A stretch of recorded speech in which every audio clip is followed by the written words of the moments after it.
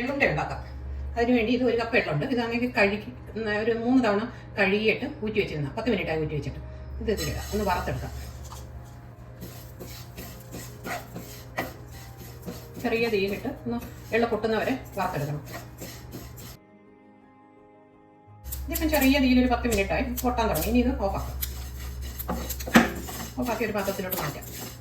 ഇതാണെങ്കിൽ ശർക്കര ഒരു 1/2 കപ്പ് ശർക്കര എടുത്ത് ഒരു 1/4 കപ്പ് വെള്ളം ഒഴിച്ച് ഉരുക്കി അരിച്ചെടുത്തതാണ്. ഇത് ഇതിലേക്ക് ഒഴിക്കാം. ഇതിലേക്ക് 1 ടീസ്പൂൺ നെയ്യ് ഒഴിക്കാം.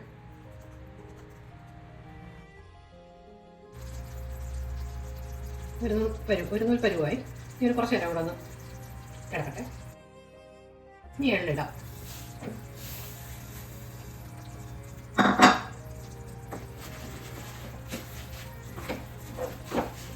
സ്റ്റവ് ഓഫാക്കാം.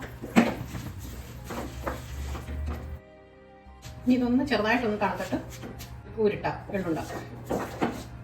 ചെറിയ ചൂടോടെ വേണം ഇത് ഉരുട്ടാൻ.